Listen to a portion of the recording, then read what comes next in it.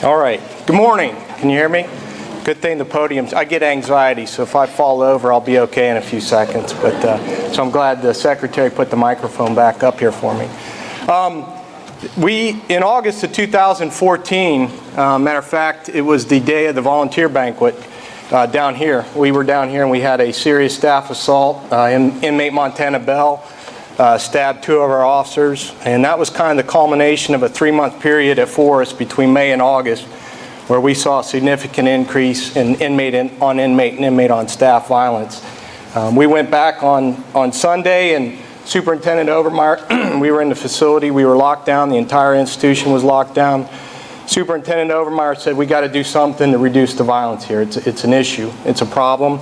So we formed a committee, and our first committee meeting was on August 29th. And one of the things that really made our strategy work was, as the secretary said, it wasn't top-down, it was everybody. We had staff from every job classification in the institution participate on our committee, and the buy-in was overwhelming. They wanted a safe and secure facility, so the buy-in from staff and the ideas that the staff brought to the table were unbelievable.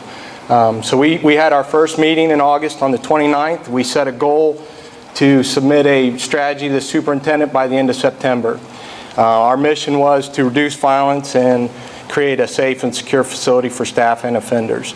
So first thing we did is look to do some research, and if you Google, you're not going to find, the arbiter of great knowledge, Google, you're not going to find a lot of research on violence reduction strategies for correctional facilities. And one promising strategy that we found was in Washington State. Back in 2011, they implemented a strategy called Operation Place Safety. And just to give you a little background on Operation Place Safety, it was modeled after Operation Ceasefire, which was a policing strategy, a problem-oriented policing strategy that was implemented in Boston in the late 90s. And if you do research on it, you'll see that between 1987 and 1990, Boston had an increase of 230% in their youth homicide rate. So victims 24 and under, so 230% increase. The Boston Police Department and the community leaders reached out to the Harvard School of Government, and they met up with Dr. David Kennedy, and they developed this strategy that provided swift, certain, and meaningful. And we all know that those terminology, swift, certain, and meaningful. And it was a strategy that not only targeted the perpetrators of the violent acts, but also their close associates, because the majority of the homicides were the direct result of gang activity and drug interdiction. So they developed this strategy, they implemented it. 2 years after Operation Ceasefire was implemented in Boston, they reduced their homicide rate by 63%, so it proved effective. So in 2011, Washington State, at their Western Penitentiary, which is a maximum security facility in Walla Walla, which has the highest concentration of gang members in the state, reached out to Dr. Kennedy to see if they could model Operation Ceasefire to a correctional environment. And they successfully came up with a strategy, and they targeted the most serious, what they call prohibited violent acts, which is an inmate-on-inmate assault where either weapons used or displayed, an inmate-on-inmate assault where there are 3 or more offenders involved in it, or an inmate-on-staff assault where there's intent to cause or serious bodily injury. And based on that, they came up with this strategy that would provide swift, certain, and meaningful responses to those violent acts. And basically what that entails is that they would lock down the affected area for 36 hours, and then they would reach out and identify if it was a gang-related incident. If it was, they would seek to identify their close associates. So not only would they impose sanctions on the perpetrator, but they imposed restrictions on their close associates. And 2 years after Operation Workplace Safety was implemented, it reduced their gang violence in their institutions by 50%. So we said that's worthy of a study that we should look at and try to implement some of that. So we used, and Carly Kujith, who was the Correction Classification Program Manager at the Western Penitentiary, was incredible. We did conference calls with her, with our committee. She sent us their policy, she sent us their report, she sent us all the data that they had on it. So we used that as the foundation of our strategy.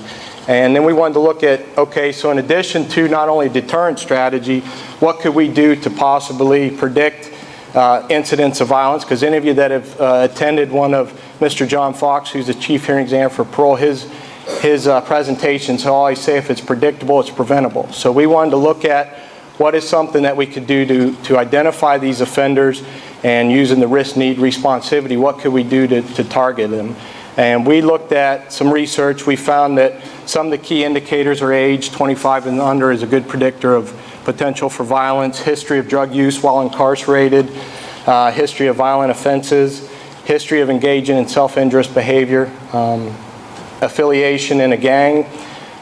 So we looked at those and we came up with what we call our PRC risk need review, which is part of our policy. So if we have an offender who's placed in pre-hearing confinement for an assault, weapon, extort to threat of violence, aggravated assault, contraband for a weapon or a fight, we generate our risk need review. And what happens is the counselors at the facility will take the form and they'll go through and look for those 8 indicators and they'll complete the form for PRC.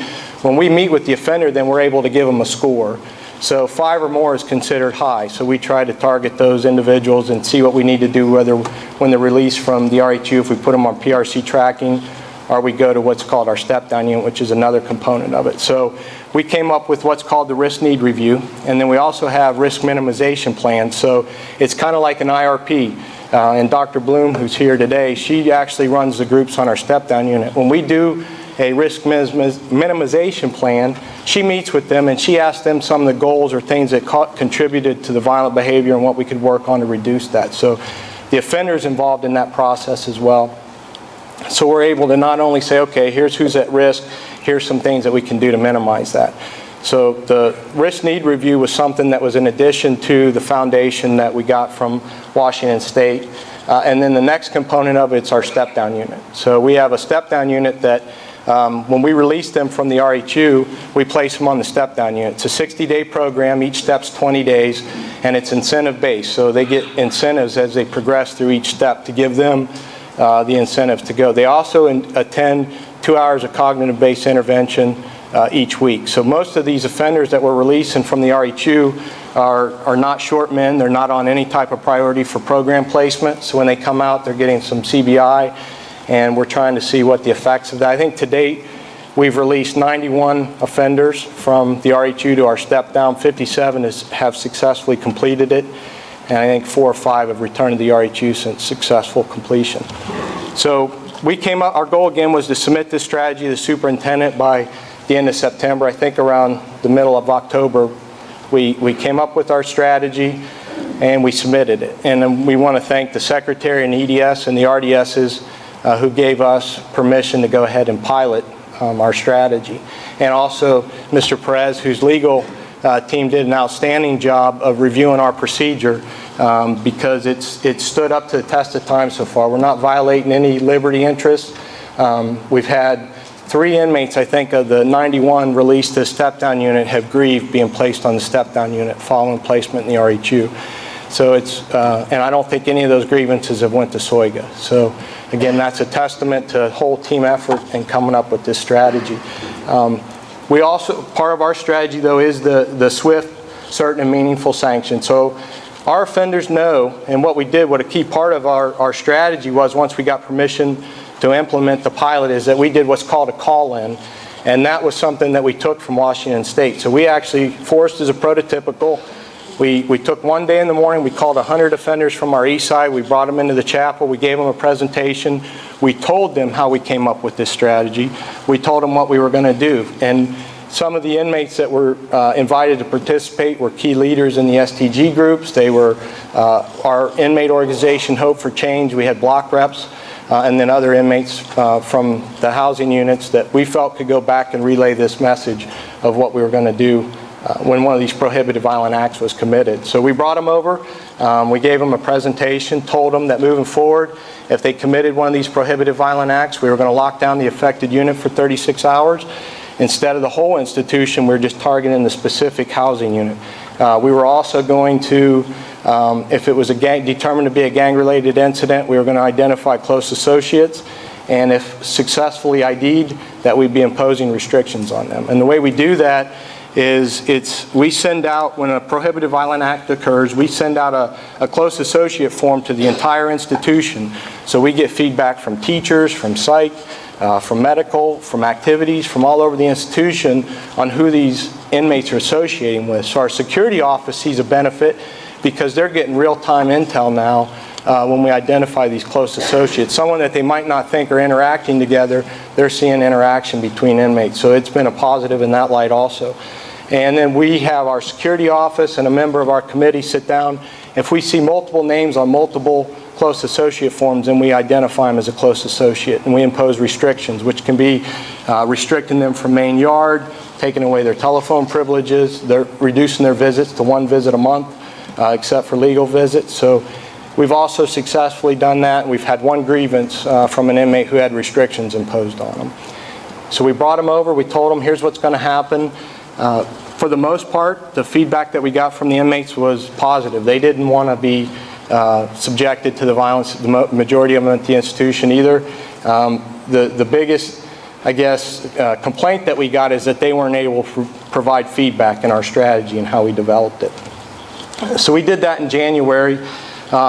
We started it on January 23rd. We did the call-in and we brought 80 offenders over from the west side, gave the presentation, sent memos out to all the housing units, put it on our inmate information channel, and we started our strategy. And we just recently did our 8-month report for the RDS and submitted it. And since we've implemented this, when we're comparing, what we wanted to do is take a snapshot to see, is it effective, is it working, what we're doing. So we looked at time periods between January and August of 2014 versus January and August of 2015. And just to give you some of the indicators that we're seeing so far, when we compare those 2 time periods, we had a 31.9% decline in misconducts for assault.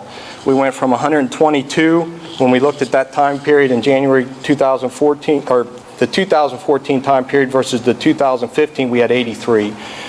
We had 29.4% decline in misconducts for fighting, so we went from 78 to 55. For medical incident injury reports, we went from 822 to 536. That's for staff. Medical incident injury reports for inmates, we went from 804 in 2014 to 510 in 2015. One of our big indicators, admin separation transfers, we went from 69 to 29. EORs, we went from 349 to 245. So the early indicators for us is that it's promising. We still have a lot to do. When we did our 8-month report, we had 21 prohibited violent acts. We added a 4th, which I didn't cover. We added anything that where we have an inmate, it may be an inmate on inmate fight, but requires outside hospitalization. The superintendent has the ability to make the call if that was determined to be a prohibited violent act. In the 8 months when we did our report, we had 21 prohibited violent acts at the institution. 10 of them were STG related, 5 of them were C roster inmates who were not med compliant, and then the balance were just other inmates. So one of the research that we also saw is that 71% of staff assaults are reactionary. So if you look at some of your assaults at your facility, take a look at that. They're reactionary, 15% are spontaneous, 14% are premeditated. So some of the data that we still have a long way to go. We want to work now on targeting the C roster inmates who aren't med compliant, who are behavioral issues. A lot of them have the 301.7 antisocial personality disorder diagnosis that we're seeing. But again, it's a total team effort. We have we meet monthly. Our committee meets monthly. We have anywhere from 25 to 30 staff that come up for the committee meetings. It's been effective because of that, because of everybody's buy-in and willingness to offer their ideas, and staff at the top not being afraid to let those staff implement the great ideas and suggestions that they brought to the table. So again, I want to thank the Secretary for giving us a chance with it. So, thank you.